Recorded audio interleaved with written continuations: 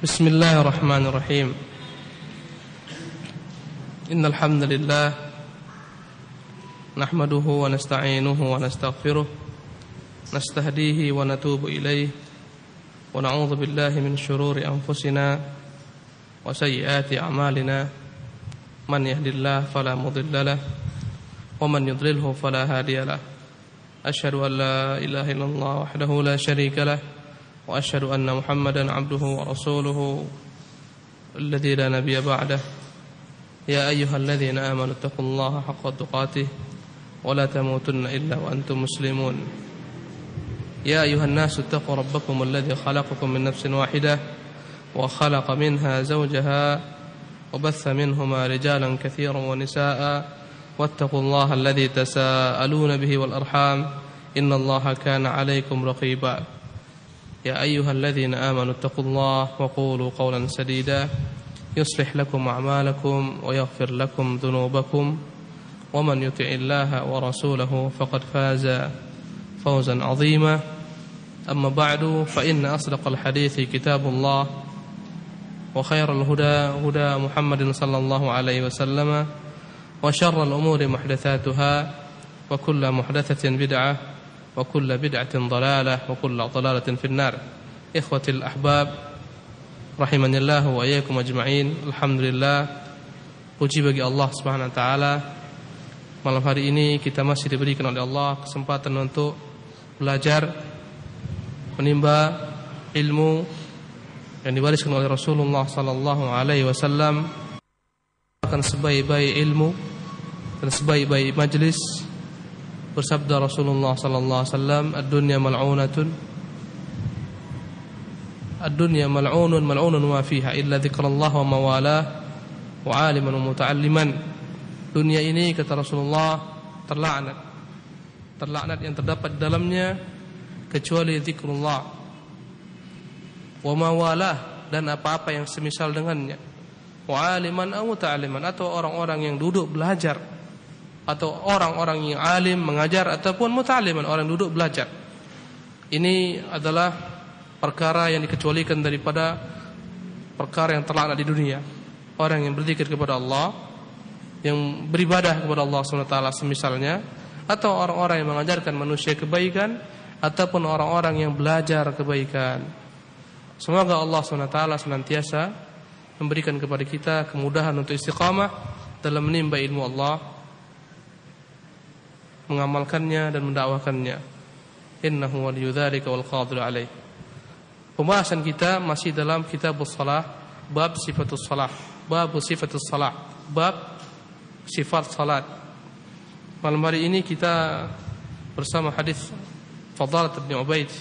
Berkata Al-Hafidz Ibnu Hajar rahimahullahu taala, wa an Fadalah bin Ubaid radhiyallahu anhu qala سمع رسول الله صلى الله عليه وسلم رجلا يدعو في صلاته ولم يحمد الله ولم يصلي على النبي صلى الله عليه وسلم فقال عجل هذا ثم دعاه فقال إذا صلى أحدكم فليبدأ بتحميد ربه والثناء عليه ثم يصلي على النبي صلى الله عليه وسلم ثم يدعو بما شاء ورواه أحمد والثلاثة وصححه الترمذي وابن حبان والحاكم. Dari Fadalah bin Ubaid, semoga Allah Ta'ala meridhoinya, beliau berkata, mendengar Rasulullah sallallahu alaihi wasallam seseorang yang sedang berdoa di dalam salatnya. Maksudnya di dalam tasyahud akhir dalam salatnya. Walam yahmadillah, dan dia tidak memuji Allah. Walam yusalli 'alan nabi, dan dia tidak juga berselawat atas Nabi. Faqala, maka berkata Nabi sallallahu alaihi wasallam mendengar doa orang tersebut. Ini menunjukkan bahwasanya orang tersebut membaca bacaannya dengan keras sehingga terdengar oleh Rasulullah sallallahu alaihi wasallam. Maka Rasulullah berkata, "Ajila hadza." Maknanya orang ini terlampau tergesa-gesa. Thumma da'a. Kemudian Nabi memanggilnya. Faqal, maka beliau bersabda sallallahu alaihi wasallam, "Idza shalla ahadukum falyabda bitahmidi rabbih." Jika salah seorang kalian salat, maksudnya berdoa, ya, karena salat dalam bahasa artinya adalah doa. Falyabda bitahmidi rabbih wa tsana'i alaihi. Hendaklah dia memuji, hendaklah dia memulai dengan memuji Rabbnya, memuji Rabbnya Allah tabaraka taala, wa tsana'i alaihi, memuja Allah subhanahu wa taala. Thumma yusalli 'ala an-nabi sallallahu alaihi wasallam. Kemudian barulah dia berselawat atas Nabi sallallahu alaihi wasallam. Thumma yad'u bima syaa. Setelah itu barulah dia berdoa dengan apa-apa yang dia mau, dengan apa-apa yang dia kehendaki. Rawahu Ahmadu wa thalatha. Hadis ini diriwayatkan Imam Ahmad dan imam yang tiga, dan disahihkan oleh Tirmidzi dan Ibnu Hibban dan Hakim. Ikhwani rahimanillahu wa iyyakum ajma'in. Hadis ini menjelaskan kepada kita adab berdoa dalam salat. Bagaimana seorang berdoa dalam salatnya. Di mana Rasulullah sallallahu alaihi wasallam ketika mendengar seorang yang sedang salat dan dikala tasyahud akhir, dia berdoa tapi tidak memulai dengan pujian-pujian kepada Allah Subhanahu wa taala. Tidak mengucapkan salawat atas Nabi sallallahu alaihi wasallam. Maka Rasulullah ajarkan, bukan begitu caranya. Jika engkau ingin dikabulkan doamu, hendaklah kamu mulai dengan puji-pujian kepada Allah Subhanahu wa taala. Salawat kepada Nabi. Setelah itu mintalah apa yang kau inginkan. Oleh karena itu antum perhatikan surat Fatihah dimulai dengan puji-pujian kepada Allah Subhanahu wa taala. Ya, alhamdulillahirabbil alamin. Pujian. Segala puji bagi Allah Rabbul alamin. Rabb, penguasa alam semesta, pengatur alam semesta. Pujian atas Allah, atas rububiyah Allah Subhanahu wa taala. Ar-Rahmanir Rahim. Disambung dengan pujian lain, memuji nama Allah yang Maha Mulia, Ar-Rahman Ar-Rahim. Maka di situ adalah merupakan bentuk ta'lim, pengajaran kepada kita, hendaklah kita berdoa dengan menyebutkan nama-nama Allah yang mulia yang disebut dengan nama Al-Asma Al-Husna. Kata Allah, "Walillahil asmaul husna fad'uuhu biha." Sesungguhnya Allah memiliki nama-nama yang terbaik, yang terpuji. Ya, fad'uuhu biha. Maka berdoalah dengannya. Lihatlah, bismillah, alhamdulillahirabbil alamin, arrahmanir rahim, maliki yaumiddin. Maliki yaumiddin. Engkaulah Rabb, Malik, penguasa, raja di raja, yaumiddin, pada hari perhitungan, pada hari kiamat. Kenapa disebutkan dengan kata-kata Malik yaumiddin? Liikhtisasir Rabb, karena hanya Allah ketika itu yang khusus, yang berkuasa, yang menjadi raja. Kalaupun sekarang banyak raja-raja di samping Allah Subhanahu wa taala, raja dunia, penguasa dunia. Adapun pada hari kiamat tidak ada raja kecuali Allah. Makanya Allah mengatakan pada hari kiamat, Anar Rabb, anal malik wa ainal muluk. Aku ini sekarang raja. Mana raja-raja? Anal jabbar, akulah penguasa yang maha kuat, maha perkasa. Ainal jababirah, mana orang-orang yang merasa kuat, dan seterusnya. Intinya ini pujian. Ya, alhamdulillahirabbil alamin, arrahmanir rahim, maliki yaumiddin. Setelah itu, setelah kita muji Allah Subhanahu wa taala, ihdinas siratal mustaqim. Barulah berdoa, ya Allah, tunjuki kami jalan yang lurus. Iyyaka na'bud, doa iyyaka na'bud wa iyyaka nasta'in sebelumnya. Iyyaka na'bud wa iyyaka nasta'in. Hanya kepadamu ya Allah kami beribadah. Iqrar, kita mengakui kerububian Allah Subhanahu wa taala, bahwasanya Dia adalah Rabb, wa iyyaka nasta'in, dan hanya kepadamu kami memohon pertolongan. Ini iqrar, pengakuan, i'tiraf dari hamba. Baru selepas itu, ya, tentunya makna iyyaka na'budu wa iyyaka nasta'in, hanya kepadamu kami menyembah, hanya kepadamu kami memohon pertolongan, adalah merupakan bentuk iqrar, pernyataan hamba tentang Tuhannya. Ya. Didahulukan ibadah, karena itu kewajiban kita. Setelah ibadah baru wa iyyaka nasta'in, hanya kepadamu kami bermohon. Barulah ihdinas siratal mustaqim. Barulah ketika itu kita minta kepada Allah agar diberikan jalan yang lurus. Intinya begitulah Allah ajarkan kita untuk memulai doa. Jadi ikhwani rahimanillah wa iyyakum ajma'in, walaupun ini hadisnya ketika salat, tapi sebenarnya hadis ini juga berlaku umum.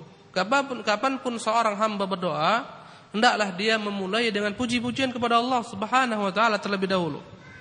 Ketika antum berdoa antara adzan dan iqamat, ketika malam hari dan seterusnya, ucapkanlah di depannya muqaddimahnya puji-pujian kepada Allah Subhanahu wa taala. Hamdan yuafi ni'amah wa yukafi mazidah, ya rabbana lakal hamdu, dan ucapan-ucapan lainnya. Ya. Setelah itu berselawatlah kepada Nabi. Allahumma salli ala abdika wa rasulika Muhammadin wa ala ali Muhammad. Setelah itu baru untuk berdoa. Mintalah kepada Allah SWT kebaikan dunia dan kebaikan akhirat. Dan ini kata-kata thumma yad'u bima syaa, hendaklah dia berdoa dengan apapun yang dia maui, menunjukkan keumuman doa. Apapun juga antum boleh berdoa. Silahkan minta kebaikan dunia dan kebaikan akhirat. Silahkan.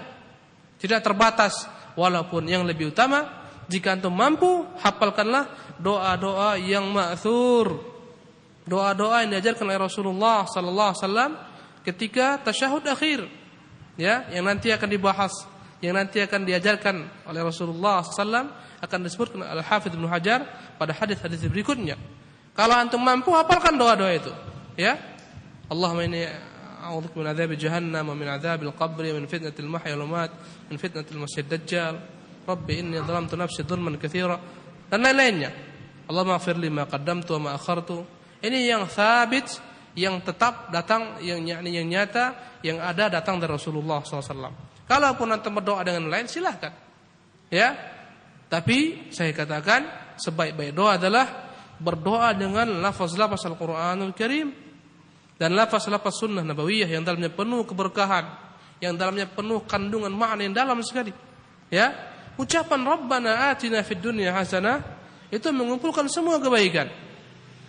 Rabbana atina fid dunya, Allah berikan kami kebaikan di dunia. Wa fil akhirah Rabbana atina fid dunya hasanah, kebaikan. Semua kebaikan di dunia kita minta. Wa fil akhirah, dan kebaikan di negeri akhirat. Cari doa-doa pamungkas yang mengumpulkan semua kebaikan. Allahumma aslih lana dinana alladhi wa ismatu amrina. Ya Allah, perbaikilah bagi kami agama kami yang itu pokok urusan kami. Wa aslih lana dunyana allati fiha ma'ashuna. Perbaikilah dunia kami yang dalamnya kehidupan kami. Ini kebaikan semua. Belajar, ya. Kalau antum banyak menghafalkan rumus-rumus matematika, kimia, fisika, antum tahu kadang-kadang seorang pedagang, ya, itu entah berapa ayat, ada entah berapa puluh barang hafal dia. Tapi wadduha enggak lewat. Subhanallah. Doa juga enggak lewat. 1-2 doa enggak hafal dia. Subhanallah, merugi kita. Maka sejak sekarang rajin-rajin antum di kerja, di PT, di mana, di toko, bawa buku-buku doa dari Rasulullah SAW. Ya, Al-Adhkar, itu karangan siapa? Sa'ad Al-Qahtani. Baca, hafalkan. Doa-doa daripada Quran, hafalkan daripada sunnah, itu yang terbaik. Ya. Kemudian ikhwani rahimanillahu wa iyyakum ajma'in, kata Syekh Abdullah Al-Bassam, hadis ini menunjukkan taqdimul wasail baina yadil maqasid, harus memberikan muqaddimah. Sebelum kita menginginkan sesuatu tujuan, hendaklah dia mengedepankan sarana terlebih dahulu. Tujuan kita dalam berdoa adalah agar Allah kabulkan. Maka sarana ke sana haruslah dimulai dengan muqaddimah atau wasilah berupa puji-pujian kepada Allah Subhanahu wa taala. Kata beliau di sini, surat Fatihah adalah merupakan perumpamaan yang sangat mulia, di mana Allah mulai dengan puji-pujian kepada Allah, menetapkan tentang keesaan Allah Subhanahu wa taala, kewajiban ibadah bagi Allah saja, menetapkan rububiyah Allah dengan memohon pertolongan kepadanya, yang seluruhnya menunjukkan bahwasanya ini adalah merupakan bagian daripada risalah Muhammad sallallahu alaihi wasallam. Setelah itu barulah doa agar sempurna yang kita ingin capai. Tujuan haruslah di depannya dahulukan dengan sarana. Dan sarana dalam berdoa agar dikabulkan adalah puji-pujian kepada Allah Subhanahu wa taala. Ikhwani rahimanillah wa iyyakum ajma'in, tentunya di antara sebab mustajabnya doa seorang setelah dia memulai dengan puji-pujian kepada Allah Subhanahu wa taala, berselawat kepada Rasulullah sallallahu alaihi wasallam adalah khusyuk di dalam berdoa. Hendaklah seorang meresapi apa yang dia baca. Karena doa bukanlah ucapan belaka, tapi diiringi dengan makna kandungan yang dalam yang harus dipahami, dimengerti. Banyak orang berdoa tapi hatinya lalai. Orang seperti ini tidak akan dikabulkan oleh Allah Subhanahu wa taala. Kepada makhluk saja antum kalau meminta, menuntut, ya, bawa proposal pada seorang, antum akan konsentrasi penuh menghadapnya, menghadapkan wajah antum kepadanya, bicara yang lembut, yang baik, senyum-senyum dikit supaya tembus proposalnya kepada makhluk. Kalau anda kata antum serahkan proposal sampai malas-malasan, Pak, ini bacalah proposal. Nih. Mungkin antum akan diusir keluar sebelum dibaca proposalnya. Apalagi kepada Allah Subhanahu wa taala. Tidak akan mungkin Allah menerima doa orang yang lalai. Ya. Yang penting amin dia bilang, amin, amin ya Allah, amin. Tapi enggak paham dia. Subhanallah. Ketika antum tawaf dan segala macam, bukan hanya lafaz saja. Banyak orang ketika tawaf di rumah Allah, Baitullahil Haram, di Ka'bah sana, menyerukan doa-doa yang terkadang mereka enggak paham. Ya, bahasa Arab yang terkadang yang bacanya pun terpotong-potong, enggak sempurna bahasa Arabnya. Tempat yang seharusnya enggak boleh dipotong, dia potong. Ya. Allahumma rabb hadzal. Enggak boleh hadzal. Allahumma rabb hadzal. Allahumma rabb hadzal. Kata kawannya. Enggak boleh berhenti di alif lam. Baita, baiti, enggak boleh. Makanya berdoalah semampu kita. Kalau dapat dengan bahasa Arab, dengan doa daripada Quran Sunnah, fabiha wa ni'mah, itulah yang terbaik. Kalau enggak, dengan doa yang antum bisa baca, yang antum bisa pahami. Kemudian di antara sebab-sebab dikabulkannya doa adalah memilih waktu-waktu yang tepat. Bukan hanya sekedar untuk berdoa, tapi pilih waktu-waktu yang mustajabud da'wah, yang dikabulkan doa di sana. Dari mana kita ketahui? Apakah kita bisa reka-reka? Tidak. Al-ibadatu tauqifiyah. Ibadah sifatnya tauqifi. Enggak boleh kita reka-reka. Ikuti panduan Rasulullah. Di antara tempat-tempat yang mustajabud dakwah, ya, ada berkaitan dengan tempat, ada berkaitan dengan waktu. Berkaitan dengan tempat contohnya itu seluruh tempat-tempat haji, Arafah, Mina, Muzdalifah, Masy'arul Haram, tempat-tempat yang mustajabud dakwah. Ya, ketika tawaf Baitullahil Haram, multazam antara pintu dengan Hajarul Aswad, tempat-tempat yang mustajab. Di Masjid Rasulullah, di Raudhah, itu berkaitan dengan tempat. Padang Arafat, ada yang berkaitan dengan waktu, ya, pada masa tertentu antara adzan dan iqamah, itu tidak ditolak kata Rasulullah sallallahu alaihi wasallam. Ketika musafir, ketika berpuasa, berkaitan dengan waktu, amalan. Di tengah malam, ketika sujud, ketika tasyahud akhir, pilih tempat-tempat yang mustajab agar dikabulkan oleh Allah SWT doa kita. Kemudian perkara lainnya adalah di antara perkara-perkara yang hendaklah diperbuat oleh seorang agar terkabul doanya adalah memperbaiki apa-apa yang dia makan. Artinya, lihat kembali apa yang dia makan. Dari mana asalnya, sumbernya. Baik berupa zat makanannya haruslah sesuatu yang halal, jangan dia masukkan ke dalam badannya, ke dalam perutnya sesuatu yang haram. Ya, zatnya seperti yang terlarang dalam agama Islam. Ya, khamar, itu merusak doa itu. Minuman keras, dan segala macam jenis-jenisnya, bangkai, babi dan seterusnya. Ini semua perkara yang harus dijauhkan. Kemudian makna memperbaiki makan adalah memperbaiki dari mana dia dapatkan makan tersebut, asalnya sumbernya dari yang halal, dengan jerih payahnya yang halal, dengan keringat yang halal. Maka pernah ada seorang yang bertanya kepada salah seorang sahabat Rasulullah, bahwasanya dia doa-doanya enggak dikabulkan oleh Allah Subhanahu wa taala. Maka berkata orang tersebut, sahabat Rasulullah kepada penanya, "Atib mat'amak, tujab da'watuk." Kau perbaiki makanmu itu, akan dikabulkan doamu oleh Allah Subhanahu wa taala. Perbaiki makanan, maknanya dari mana sumbernya? Dari mana, halal atau haram? Lihat dalam hadis yang Rasulullah SAW sebutkan tentang seseorang yang musafir perjalanan yang panjang, dia mengangkat tangannya ke langit, dia katakan, "Rabbu, Rabbu, ya Tuhan, ya Tuhan." Berkata Rasulullah, ya, "Wa mat'amuhu haram, wa malbasuhu haram, wa mashrabuhu haram, wa mat'amuhu haram, wa mashrabuhu haram, wa malbasuhu haram, wa ghudhiya bil haram, fa anna yustajabu lah." Makanannya haram, minumannya haram, pakaiannya haram, bagaimana dikabulkan doanya? Berarti kalaulah makanannya halal, pakaiannya yang dipakai halal, minumannya halal, besar sekali peluang Allah pasti akan kabulkan doanya. Ya.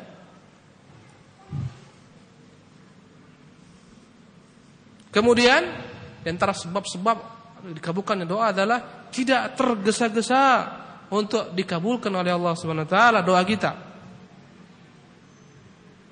Karena Allah yang mengabulkan, jangan tergesa-gesa.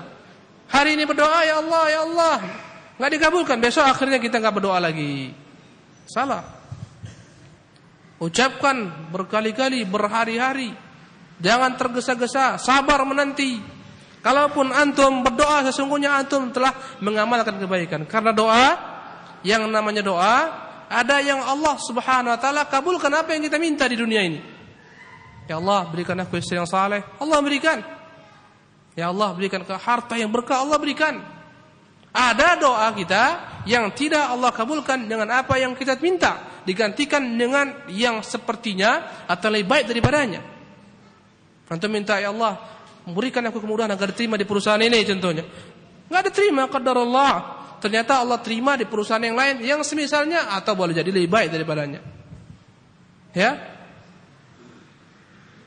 Kalaupun enggak yang pertama, enggak diterima apa yang kita inginkan oleh Allah SWT, enggak dikabulkan, ya. Kemudian tidak digantikan dengan semisalnya atau lebih baik daripadanya, yakinlah Allah SWT akan berikan yakni balasan atas doa tersebut di negeri akhirat sana. Maka doa enggak ada yang namanya doa sia-sia, enggak. Kalau antum benar-benar jujur, khusyuk, ikhlas, merendahkan diri kepada Allah, Allah akan kabulkan. Boleh jadi dengan apa tadi yang pertama? Apa yang pertama tadi? Ferry, apa yang pertama? Hah? Cak kasih mikrofon dulu. Ini enggak bisa antum diam-diam gini aja nih. Harus ditanya ini. Apa yang pertama? Boleh jadi? Nah, antum kasih mikrofonnya.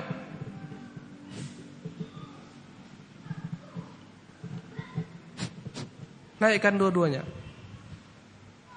Ini.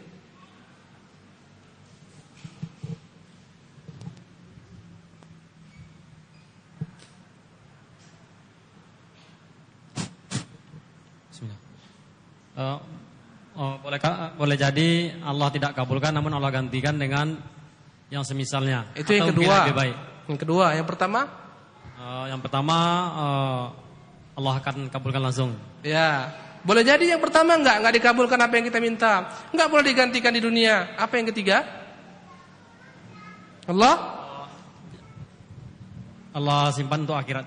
Allah akan gantikan kelak di akhirat apa yang kita minta. Subhanallah. Payah-payah kita minta, Rabbi ya Rabbi ya Rabb, berikan saya istri yang salehah. Rupanya qadarullah enggak dapat jodoh di dunia. Jadi lajang tua dia, nggak laku. Jangan takut, di akhir sana dapat. Atau sebaliknya kita katakan kepada akhwat al-mu'minat, ukhti-ukhti kita ini, pagi sore siang malam, ya Allah, ya Rabbi, berikan saya suami yang saleh. Nggak datang juga saya saleh. Subhanallah, sabar. Boleh jadi Allah lebih tahu yang terbaik. Nggak dapat di dunia, di akhirat sana Allah akan gantikan. Allah katakan dalam surat Al-Lam Sajadah, ya, fala ta'lamu nafsun ma ukhfiya lahum min qurrati a'yun jazaa'an bima kanu ya'malun. Sesungguhnya tidak mengetahui suatu jiwa apa-apa yang Allah sembunyikan baginya daripada balasan dengan apa-apa yang mereka buat di hari kiamat. Enggak tahu jiwa ini. Yang dia minta di dunia ternyata tembusnya di negeri akhirat sana. Yang jelas hendaklah di antara perkara doa, ya, antum harus berhusnudzan kepada Allah Subhanahu wa taala dalam berdoa. Kalaupun yang antum minta enggak dikabulkan Allah, berarti itu yang terbaik untuk kita. Subhanallah. Jangan bersuudzon. Kenapa ya Allah enggak kau kabulkan ya Allah? Ya Rabbi, ya Rabb, kenapa tidak engkau kabulkan? Ketahuilah Allah itu lebih rahmat kepada diri kita daripada diri kita terhadap diri kita sendiri. Terkadang orang tergesa-gesa, dia minta ya Allah, berikan aku ini, berikan ini. Ya, dia senang sama ada seorang yang disenangi, ya Allah, jodohkan aku dengan dia ya Allah. Ternyata enggak dikabulkan Allah. Yakinlah bahwasanya apapun yang Allah Subhanahu wa taala tetapkan terhadap kita, itulah yang terbaik. Berapa banyak orang yang minta, ya Allah, berikan aku kekayaan, ya Allah, enggak kaya-kaya dia. Karena itu yang terbaik baginya. Kalaulah dia diberikan kekayaan, boleh jadi dia akan tagha wa tajabbar, melampaui batas, pongah, sombong, lalai. Maka yang paling baik baginya adalah miskin. Boleh jadi ada orang yang enggak layak miskin, diberikan Allah kekayaan dia. Kalaulah miskin, dia kufur. Dan tiap orang hendaklah berhusnudzan bahwasanya apapun yang dialami, apapun yang Allah tetapkan baginya, itulah yang terbaik bagi dirinya. Melamar enggak dikabulkan, ya, enggak jebol dan seterusnya, itulah yang terbaik. Ini semua adab dalam berdoa. Kemudian hendaklah antum dalam keadaan taharah, bersuci, yang lebih utama menghadap kiblat, yang lebih utama, dengan suara yang merendahkan diri kepada Allah, tadarru', menghinakan diri kepada Allah Subhanahu wa taala. Kemudian ikhwan rahimanillah wa yakum ajmain, yang tadi telah kita singkap juga, dalam berdoa hendaklah memulai dengan puji-pujian kepada Allah, bersalawat kepada Rasulullah, kemudian melantunkan nama-nama Allah yang baik, al-husna. Kalau antum minta rezeki, ucapkan nama Allah yang terbaik tentang perkara ini. Katakan ya Razzaq, ya Razzaq. Apa arti ya Razzaq? Pemberi rezeki. Tempatkan pada tempatnya, ya.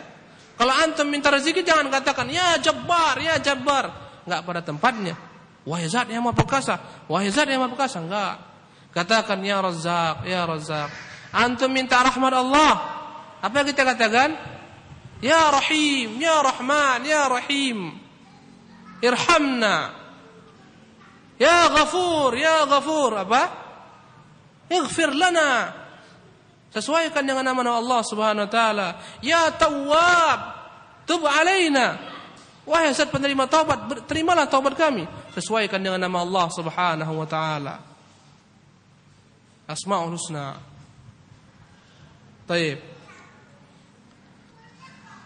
Baik, baca hadis berikutnya. Iqra ya Wahib. An Abi Mas'ud radhiyallahu anhu qala Bashir bin Sa'd ya Rasulullah amrana Allahu an nusalli 'alaika fa kaifa nusalli 'alaika fasakata thumma qala qulu Allahumma salli 'ala Muhammadin wa 'ala ali Muhammadin kama sallaita 'ala ali Ibrahim wa barik 'ala Muhammadin wa 'ala ali Muhammadin kama barakta 'ala ali Ibrahim fil 'alamin innaka Hamidum Majid. Assalamu kama 'allimtum rawahu Muslim. Wa zada Ibnu Khuzaimah fihi fa kaifa nusalli 'alaika idza nahnu shallaina 'alaika fi salatina. Baik. Wa an Abi Mas'ud radhiyallahu anhu qala Bashir bin Sa'd ya Rasulullah amarna Allah an nusalli 'alaika fa kaifa nusalli 'alaika fasakata thumma qala qulu Allahumma salli 'ala Muhammadin wa 'ala ali Muhammadin kama sallaita 'ala ali Ibrahim wa barik 'ala Muhammadin wa 'ala ali Muhammadin kama barakta 'ala ali Ibrahim fil 'alamin innaka Hamidun Majid. Wassalamu kama 'alimtum. Rawahu Muslim. Dari Abu Mas'ud radhiyallahu anhu dia berkata Bashir bin Sa'ad, wahai Rasulullah, Allah telah memerintahkan kepada kami untuk berselawat kepadamu, atasmu. Maka bagaimana kami berselawat kepadamu atau atasmu ya Rasulullah? Maka beliau terdiam, fasakata, maka Rasul terdiam. Kenapa Rasul terdiam, ikhwan? Barakallahu fiikum ajma'in. Karena tidak ada wahyu ketiga itu yang sampai kepada Rasulullah, dia enggak tahu jawabannya. Jadi ikhwan, Rasulullah dia kalau ditanya suatu perkara yang tidak dia ketahui, dia diam sampai turunnya wahyu. Maka hendaklah kita pun sebagai orang-orang beriman yang mengikuti Rasulullah SAW, kalau ditanya suatu perkara yang antum tidak tahu, maka hendaklah kita diam, katakan saya enggak tahu. Ya, itulah adab yang diajarkan oleh Allah SWT, diajarkan oleh Rasulullah SAW, diajarkan oleh para malaikat. Ketika malaikat ditanya Allah SWT ya tentang perkara-perkara yang Allah ajarkan kepada Adam, mereka enggak tahu. Apa kata mereka? Subhanak la ilma lana. Ya Allah, Engkau Maha Suci, tidak ada ilmu kami dalam perkara ini. Illa ma 'allamtana, kecuali apa-apa yang Kau ajarkan kepada kami. Subhanallah. Itu para malaikat. Rasulullah terdiam. Datang orang Yahudi, ya Muhammad, beritahukan kepada kami bagaimana tentang perkara roh. Rasulullah diam, enggak jawab. Jangan dikarang-karang hancurnya agama ini karena apa? Munculnya orang-orang bodoh yang berkata-kata atas nama Allah, atas nama agama Allah dengan apa-apa yang tidak pernah dikatakan oleh Allah dan Rasulnya, diajarkan oleh Allah dan Rasulnya. At-taqawul 'ala Allah, mengarang-arang terhadap agama Allah, dosa yang sangat besar. Ya, ketika Allah menyebutkan deretan perkara dosa-dosa besar, inna maharrama, ya, sesungguhnya Allah haramkan, Rabbiyal fawahish, Tuhanku mengharamkan atasku al-fawahish, semua perbuatan-perbuatan keji. Kata-kata perbuatan keji dalam bahasa Arab kebanyakan dia diidentikan dengan perzinahan dan sejenisnya. Ma dhahara minha wa ma batan, apa-apa yang tampak, yang terang-terangan. Syahwat syaitaniyah, syahwat yang ditampakkan dengan terang-terangan, yang tidak ditempatkan bertempatnya. Itu ma dhahara minha. Ada orang yang terang-terangan telanjang waliyadzubillah, membuka auratnya waliyadzubillah, terang-terangan. Ini terlarang. Wa ma batan, dan apa-apa yang tersembunyi. Ya. Ada yang terang-terangan yang permalukan dirinya sebagai pelacur, ada yang dia sembunyi-sembunyi, enggak tahu orang dia pelacur. Ya.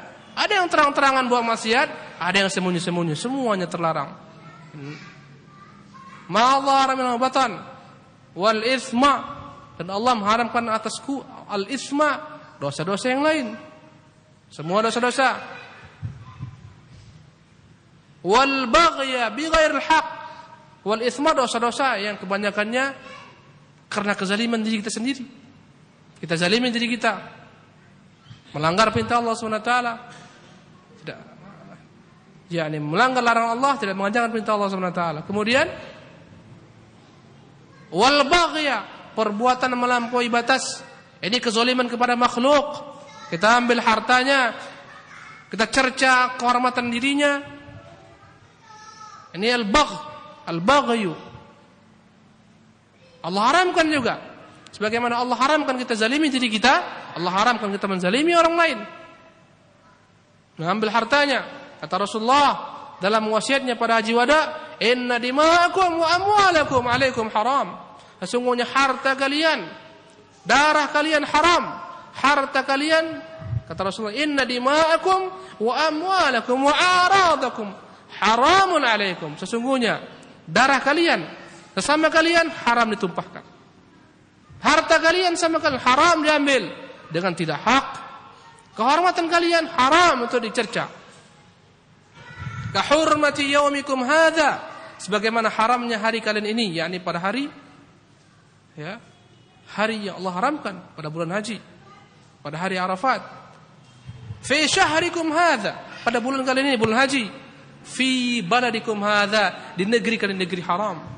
Haram, ya, itu makna al-baghya, melampaui batas. Wa an tusyriku billah ma lam yunazzil bihi alaikum sultana. Kemudian Allah haramkan kepada kita untuk berbuat kesyirikan dalam perkara-perkara yang tidak pernah Allah turunkan petunjuk padanya, kekuasaan padanya. Kita sekutukan Allah dengan makhluk lainnya yang kita berdoa kepadanya sebagaimana kita berdoa kepada Allah, menyembelih untuknya, menghambakan diri kepadanya. Ini syirik. Ya, yang terakhir, wa an taqulu 'ala Allahi inna harrama rabbil fasha ma dhara minha watan wal ithma wal baghy bighairi haqq wa an tusyriku billahi ma lam yunzil 'alaikum sultana wa an taqulu 'ala Allahi ma la ta'lamun. Yang terakhir, dan Allah haramkan atas kalian berkata-kata atas nama Allah apa-apa yang tidak kalian ketahui. Di sini antum perhatikan, berjenjang dia. Fahisyah, dosa-dosa keji yang berkaitan dengan zina, dosa-dosa secara umum yang kecil dan besar, perbuatan kezaliman, kesyirikan, yang terakhir yang tertinggi apa? Wa an taqulu 'ala Allahi ma la ta'lamun. Engkau berkata-kata atas nama Allah apa-apa yang tidak kau ketahui. Di sini tempatkan lebih daripada syirik tingkatannya, subhanallah. Mengada-ada dalam perkara agama berat sekali. Dan tanda-tanda hari kiamat adalah ketika banyaknya muncul fatwa-fatwa tanpa ilmu, waliyadzubillah. Menghalalkan yang haram, mengharamkan yang halal. Muncul fatwa, serampangan yang tidak pernah Allah turunkan dalam kitabnya, dalam sunnah Rasulnya yang mulia. Ini haram, ini halal. Bukan milik kita, halal dan haram itu milik Allah subhanahu wa ta'ala. Ya. Fasakata, maka Nabi diam. Kenapa diam? Kenapa tadi? Ridha? Karena Rasulullah tidak tahu jawabannya. Sehingga berkata sebagian sahabat, ya laitahu lam yasal. Aduhai, lebih baik dia itu enggak bertanya, karena membuat Rasulullah payah. Sehingga para sahabat menganggap Rasulullah tidak menyenangi pertanyaan ini, sehingga dia diam. Kata mereka, kenapa dia enggak diam saja? Kenapa dia bertanya? Seharusnya lebih baik diam saja. Para sahabat dalam hati mereka mengingkari pertanyaan orang ini, membuat Rasulullah dalam keadaan terjepit, atau Rasulullah marah dalam anggapan mereka. Padahal karena wahyu belum ada datang.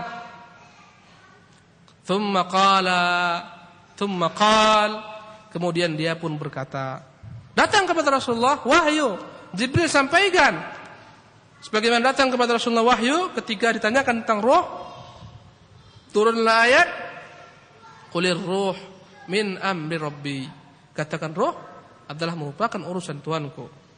Maka Rasulullah di sini berkata setelah turun kepadanya wahyu, qulu, katakan, Allahumma salli ala Muhammadin. Ya Allah, kata-kata Allahumma asalnya ya Allah. Ya, dihilangkan huruf nidanya, digantikan dengan ma.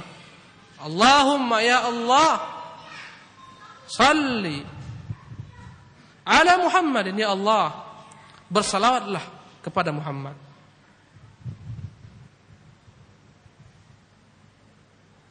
Kita meminta kepada Allah agar bersalawat atas Rasulullah sallallahu alaihi wasallam. Kemudian kita katakan wa ala ali Muhammad. Sebagai ya Allah, berikan juga salawatmu kepada keluarga Muhammad. Makna salawat dari Allah kepada Rasulullah adalah merupakan rahmatnya, karunia-Nya, kebaikannya, ganjaran pahalanya. Itu makna salawat Allah kepada Rasulullah. Adapun makna salawat kita kepada Rasulullah sallallahu alaihi wasallam adalah merupakan bentuk doa kita kepada Allah agar Rasulullah sallallahu alaihi wasallam diberikan Allah rahmatnya, ganjaran pahala, kebaikan. Itu makna kita bersalawat untuk Rasulullah. Kalau kita katakan Allahumma shalli ala Muhammad, ya Allah bersalawatlah engkau kepada Rasulullah Muhammad. Makna permintaan kita agar Allah bersalawat kepada Rasulullah maknanya adalah agar Allah merahmati Rasulullah SAW, memuliakan Rasulullah, memberikan kepada beliau karunia-Nya, janji-janjinya. Perintah Allah kepada kita untuk bersalawat kepada Rasulullah maknanya agar kita berdoa kepada Allah Subhanahu wa taala agar menurunkan cucuran rahmatnya kepada Rasulullah SAW. Allahumma salli ala Muhammad, ya Allah berikanlah salawatmu kepada Muhammad sallallahu alaihi wasallam, Muhammad bin Abdullah, Rasulullah, khatamun nabiyyin, wa ala ali Muhammad, dan atas ali Muhammad, keluarga Muhammad sallallahu alaihi wasallam. Siapa keluarga Muhammad? Ya, yang paling pertama secara khusus qarabatuh, semua kerabat beliau itu alu Muhammad, kerabat beliau secara khusus. Ya. Paman beliau, anak paman beliau, anak-anak beliau itu kerabat.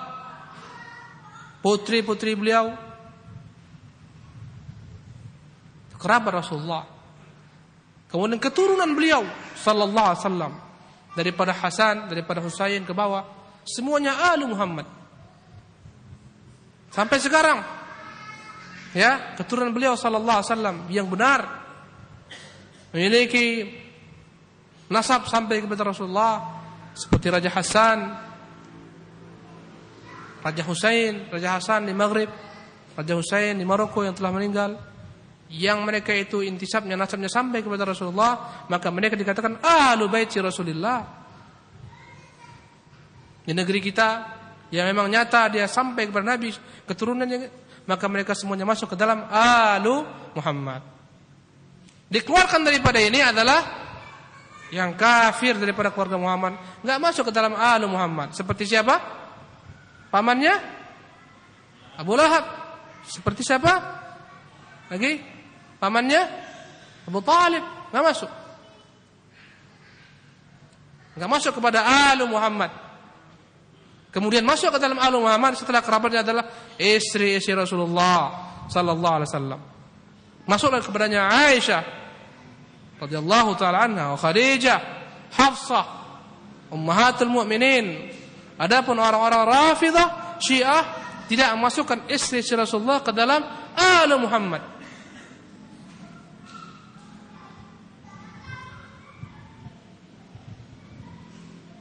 Kata mereka yang namanya ahlu Muhammad hanya kerabatnya saja.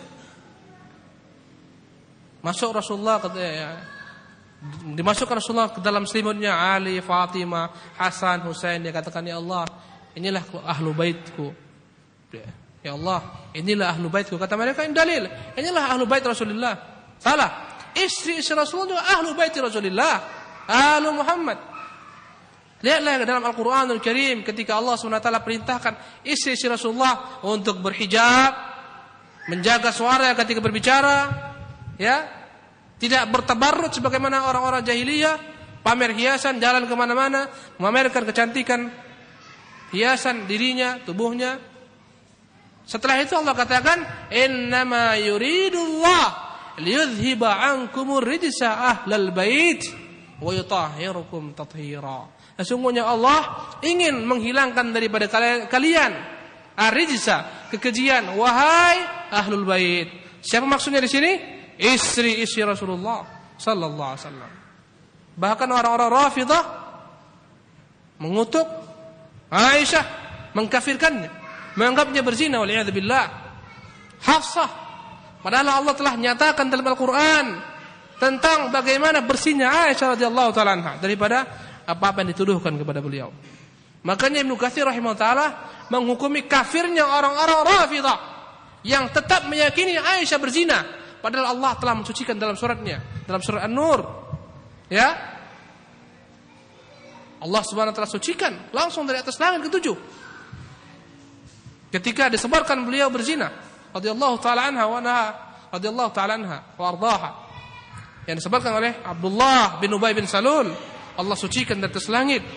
Kata Ibnu Katsir dalam kitabnya Tafsirul Quran Azim, maka ini menunjukkan tentang kafirnya orang-orang yang masih menuduh Aisyah berzina setelah Allah SWT mensucikannya.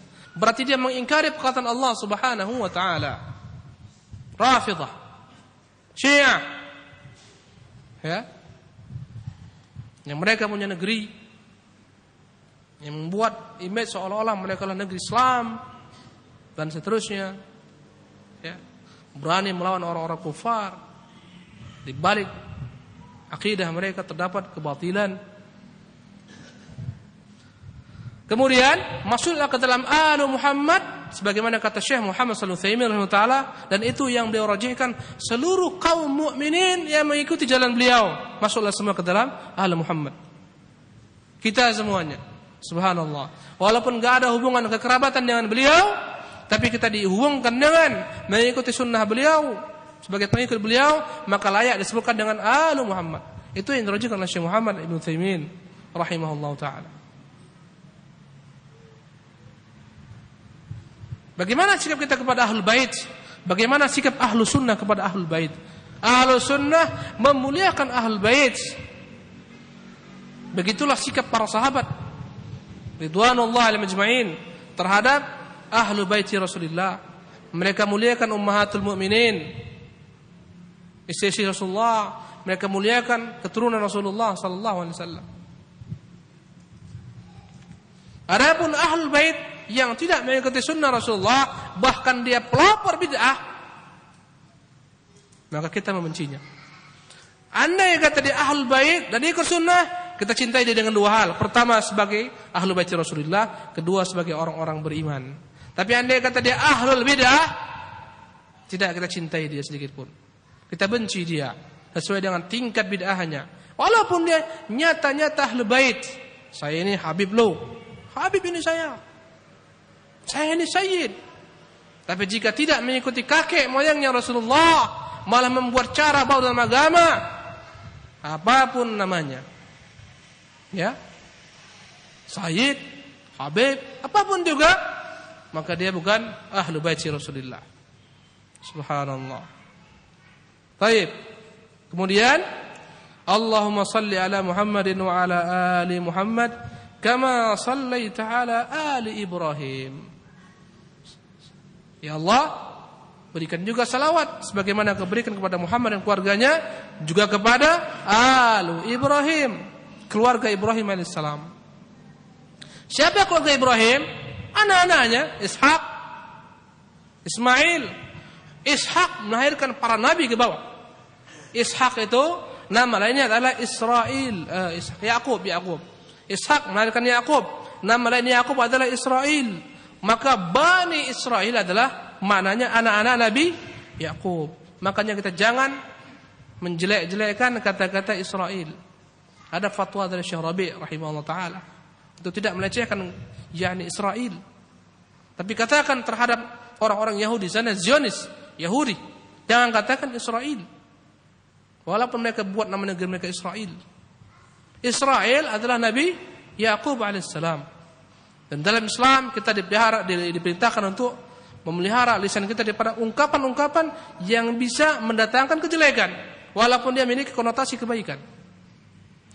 Ketika para sahabat mengatakan kepada Rasulullah, Ra'ina dalam bahasa Arab itu pujian, ya Rasulullah, perhatikanlah kami. Dalam bahasa orang Yahudi celaan. Maka Allah katakan kepada orang-orang beriman, ya ayyuhalladzina amanu la taqulu ra'ina. Jangan katakan kepada Rasul kalian ra'ina, karena ada ungkapan ini mengandung makna jelek dalam bahasa lain, dalam bahasa Yahudi. Jangan diungkapkan. Nggak boleh. Ya. Maka jangan katakan lagi negeri Israel. Katakan itu negeri Yahudi, negeri Zionis. Orang-orang Zionis, orang-orang Yahudi. Apalagi mengutuk Israel. Tidak, Israel alaihissalam, Nabiullah Yaqub. Taib. Jadi keturunan Ibrahim adalah Ishak dan semua keturunan ke bawah. Yaqub, Yusuf dan seterusnya. Kemudian Ismail yang melahirkan siapa? Keturunan daripada beliau Rasulullah sallallahu alaihi wasallam. Semua nabi Bani Israel berasal daripada Nabi Yaqub. Dari Nabi Yaqub yang mana bapaknya adalah Ishak. Dari Ishak inilah semua Bani Israel ke bawah. Adapun dari Ismail enggak ada nabi. Kecuali yang terakhir langsung siapa? Rasulullah sallallahu alaihi wasallam. Makanya di antara faktor tidak maunya orang-orang Yahudi ataupun Nasrani masuk Islam karena nabi yang terakhir bukan dari golongan mereka. Ini menunjukkan jeleknya ta'assub fanatik. Fanatik yang menghalangi seorang untuk masuk ke dalam Islam, mengamalkan kebenaran. Kenapa fanatik buta kepada individu, kelompok, tokoh? Fanatik, waliyadzubillah, ini tercela. Ya, orang-orang Yahudi tahu sekali itu Rasulullah. Tahu mereka. Kenapa mereka tidak mau masuk Islam? Karena ta'assub fanatik. Waliyadzubillah. Jadi itu makna alu Ibrahim, keluarga Ibrahim alaihissalam. Jadi masuklah ke dalam keluarga Ibrahim adalah Muhammad sendiri sallallahu alaihi wasallam. Kemudian wabarik ala Muhammad, berikanlah keberkahan kepada Muhammad. Keberkahan maknanya adalah rahmat yang bertambah-tambah, kebaikan yang bertambah-tambah. Itu makna berkah. Kalau dikatakan seorang ini hartanya berkah, maknanya apa? Harta ini bertambah-tambah mendatangkan kebaikan bagi dirinya, bagi keluarganya, bagi kaum muslimin. Itu artinya apa namanya? Berkah. Kalau orang dikatakan ini umurnya penuh keberkahan, maknanya apa? Bertambah-tambah kebaikan dalam umurnya, semakin panjang semakin banyak kebaikannya. Itu berkah. Maka selalulah kita meminta kepada Allah agar diberikan keberkahan, ya, menjadi orang yang penuh berkah. Dimanapun kita berada, mendatangkan keberkahan. Sebagaimana Nabiullah Isa alaihissalam berkata, wa ja'alani mubarakan aina ma kuntu. Dia menjadikan aku penuh keberkahan dimanapun aku berada. Keberkahan maknanya apa? Kebaikan yang dihasilkan bagi orang lain, bagi dirinya, dimanapun dia berada, mendatangkan kebaikan. Itu berkah. Harta yang berkah itulah maknanya. Umur yang berkah. Jadi di sini katakan wa barik ala Muhammad, berikanlah keberkahan kepada Muhammad wa ala ali Muhammad. Sebagaimana engkau berikan juga keberkahan kepada ali Muhammad, keluarga Muhammad. Kama barakta ala Ibrahim, ya Allah berikanlah keberkahan kepada Muhammad dan kepada keluarga Muhammad sebagaimana engkau berikan keberkahan kepada keluarga Ibrahim fil alamin. Keberkahan dalam sekalian alam. Kata-kata alam, alam adalah ma siwallah, semua selain Allah adalah alam. Dan kita bagian daripada alam. Makanya ucapan alhamdulillah rabbil alamin, kata-kata alamin, alam, apa itu alam? Apa-apa selain Allah itu alam. Kita ini alam. Maka ini menjadi keberkahan untuk seluruh alam, bukan hanya terbatas kepada manusia saja. Subhanallah. Pada langit, pada bumi, kepada makhluk lainnya. Subhanallah. Berkah.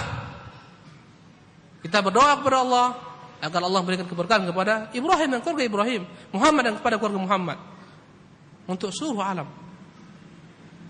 Dan ternyata benar betapa berkahnya Rasulullah SAW bagi seluruh alam. Dengan adanya Rasulullah SAW, Allah berikan keberkahan kepada alam raya ini. Allah tahan tidak dijatuhkan musibah. Lihatlah nabi-nabi sebelum kita, Allah jatuhkan musibah kepada umat-umat terdahulu, hancur binasa. Yang menentang nabi habis. Tapi keberkahan Rasulullah, Allah berikan tangguh kepada umatnya. Innaka hamidun majid. Sungguhnya engkau ya Allah hamidun majidun, Hamid maknanya dari kata-kata hamida, memuji. Hamid yang terpuji. Majidun dari kata-kata majdun, mulia. Engkau yang maha terpuji ya Allah, Engkau yang maha mulia. Ini adalah merupakan apa? Asma al-husna. Maka hendaklah kita tutup doa kita dengan Asmaul Husna.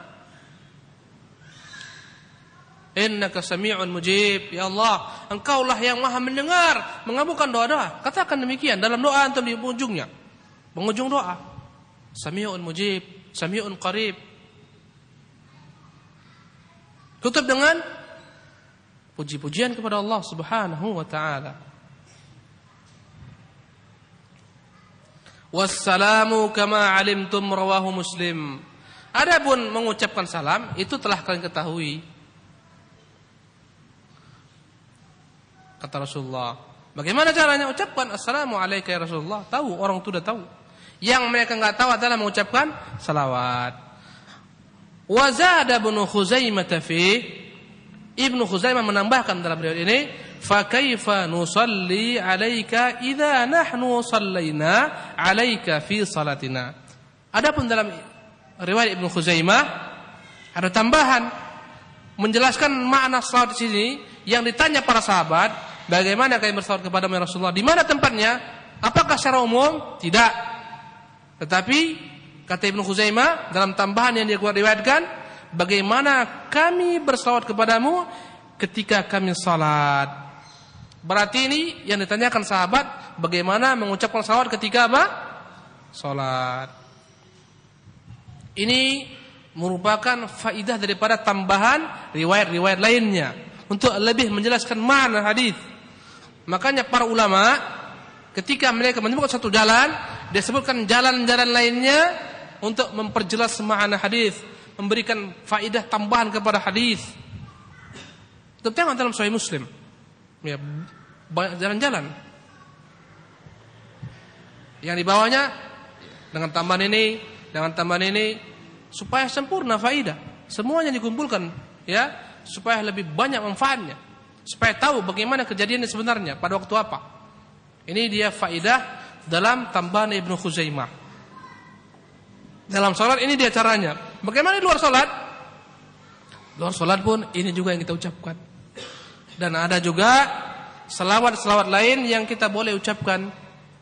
Ya, Allahumma shalli ala Muhammad boleh.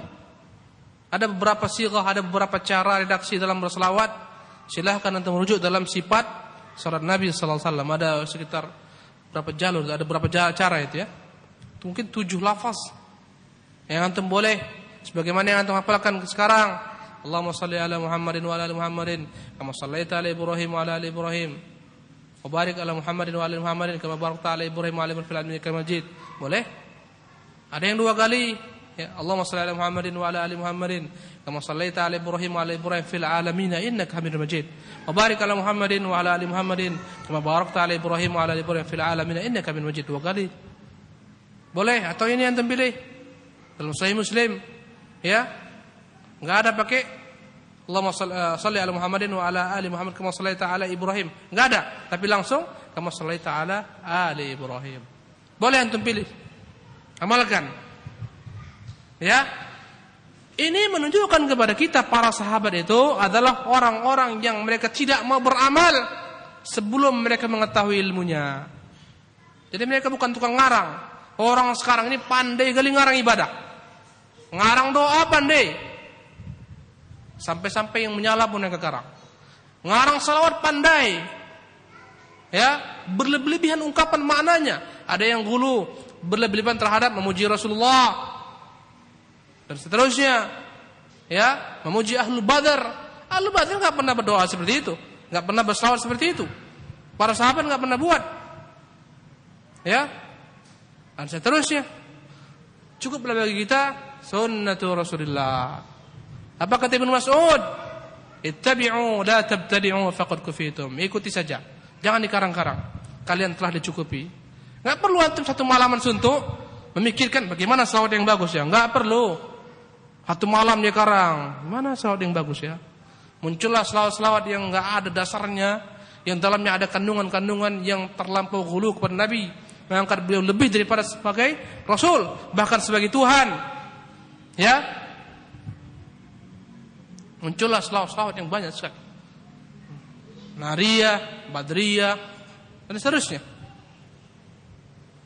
Jadi jangan antum mengarang-arang dalam ibadah ini. Para sahabat enggak langsung ngarang-arang, nanya, ya Rasulullah, salawat kepadamu bagaimana dalam salat kami? Adapun salam kami sudah tahu ya Rasulullah. Ketika turun firman Allah Subhanahu wa taala, "Innallaha wa malaikatahu yusalluna 'alan nabi." Sesungguhnya Allah dan para malaikat-malaikatnya berselawat kepada Nabi. Ya ayyuhalladzina amanu sallu 'alaihi. Berselawatlah kepadanya, wasallimu taslima. Ucapkanlah salam kepadanya. Berkata para sahabat, ya Rasulullah, assalamu alayka qad arafna. Mengucapkan salam kepadamu kami telah tahu caranya. Fa kaifa nusalli alayka? Bagaimana kami bersalat kepadamu? Wa nahnu fi salatina, dalam salat kami. Dan lihatlah, saya katakan Nabi pun bukan tukang karang ibadah. Dia hanya menjalankan saja. Nabi diam. Bukan di karang-karang Nabi sallallahu alaihi wasallam. Sampai datang apa? Wahyu. Makanya apa yang beliau ucapkan adalah merupakan wahyu. Wa ma yantiqu 'anil hawa in huwa illa wahyun yuha. Tidaklah beliau berkata-kata dengan hawa nafsunya, melainkan wahyu yang diwahyukan kepada beliau sallallahu alaihi wasallam. Wallahu taala alam. Wa sallallahu wasallam ala nabiyina Muhammadin. Demikian kajian kita. Semoga Allah mengampuni kesalahan kita, membimbing kita untuk senantiasa mencintai ilmu, mengamalkan ilmu, mendakwakannya, sabar padanya. Innahu waliyyu dzalika wal qadir alaihi. Walhamdulillahi rabbil alamin. Ada yang bertanya? Silakan. 3 orang. Tafadhalu. Enggak ada yang bertanya, saya yang bertanya. Gampang aja kan? Tadi kita sebutkan tentang keluarga Muhammad. Siapa mereka keluarga Muhammad? Antum angkat tangan atau saya tunjuk? Enggak ada yang angkat tangan, saya tunjuk. Hah, antum. Roni dulu. Kasih mikrofon. Siapa itu keluarga Muhammad? Sebutkan pendapat-pendapat para ulama. Bismillah. Yang pertama keluarga dari keturunannya, Ustaz. Yang pertama siapa? Paman-pamannya, anak. Kerabat Rasulullah, kerabatnya. Kerabat Rasulullah. Kerabatnya siapa? Pamannya, anaknya. Ya. Kemudian yang kedua, Istri-istri beliau. istri Rasulullah SAW. Yang ketiga, kaum muslimin yang mengikuti sunnah beliau. baik, kaum mukminin yang mengikuti sunnah Rasulullah SAW. Ahsanta. Baik. Siapa itu keluarga Ibrahim alaihissalam? Antum? Fadal. Naam, anta. Bismillah, afwan Ustaz, suaranya. Fadal. Keluarga Ibrahim adalah keturunan dari Yakub, yaitu Bani Israel. Ishak enggak? Dan dari Ishak Ustaz maksudnya, ke Bani Israel ke bawah. Ismail enggak? Ismail Cuman antum. Rasulullah. Hah? Jadi ulangi lagi, siapa aja keturunan Nabi Ibrahim? Antum keturunan Nabi Ibrahim enggak? Hah? Keluarga Nabi Ibrahim alaihissalam, yaitu keturunannya dari Nabi Yakub, Nabi Ismail, Nabi Ishak, atau disebut Israel, dan keturunannya ke bawah. Keturunan Nabi Ibrahim, Ismail, Ishak ke bawah, Yakub, Muhammad, semuanya keturunan Nabi Ibrahim alaihissalam. Di sini ada enggak yang keturunan Nabi? Angkat tangannya. Ada enggak? Ada sini keturunan Nabi? Pak Iwan? Anta ahlu Baitul Anbiya? Tayyib, semua kita keturunan Nabi, kawan. Minimal keturunan Nabi Adam alaihissalam. Enggak ada keturunan keras ini.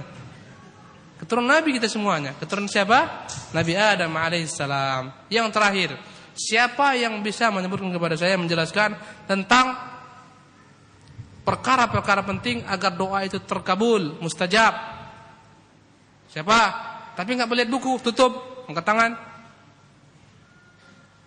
Kalau nggak ada yang angkat tangan saya tunjuk. Itu aja kaidahnya. Angkat tangan. Kenapa ada ya tisu satu? Betul. Tapi syaratnya nggak boleh lihat buku. Wah, ini minggu depan nggak ngaji lagi tadi. Tafadhal, barakallahu fiik. Kasih mikrofon. Belakang sana. Berapa syarat yang menjadi sebab-sebab terkabulnya doa? Pertama, adanya mukadimah.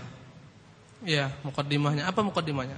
Mukadimah yaitu permulaan dengan contohnya memuji Allah.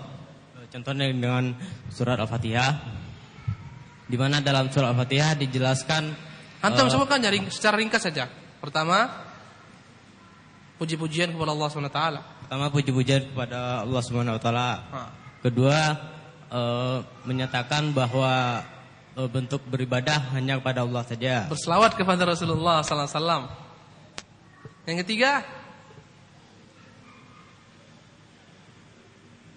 antum penjabarannya luas. Yang saya mau ringkasannya. Secara ringkas. Dilanjut yang nomor 2-nya sebab terkabul doa. Pertama mukadimah, yang kedua dilakukan pada waktu yang mustajab. Baik, dilakukan pada waktu-waktu yang mustajab. Yang ketiga dilakukan pada tempat-tempat yang mustajab. Baik. Yang keempat memperhatikan apa yang kita makan dari hasil yang halal dan zat yang halal. Kemudian berdoa dengan doa yang diajarkan di Al-Quran dan Sunnah. Dan di antara beberapa keutamaannya adalah dalam keadaan suci, menghadap kiblat, dengan menyebut Asmaul Husna. Baik. Khusyuk dalam berdoa, tidak lalai. Wallahu taala. Assalamualaikum warahmatullahi wabarakatuh.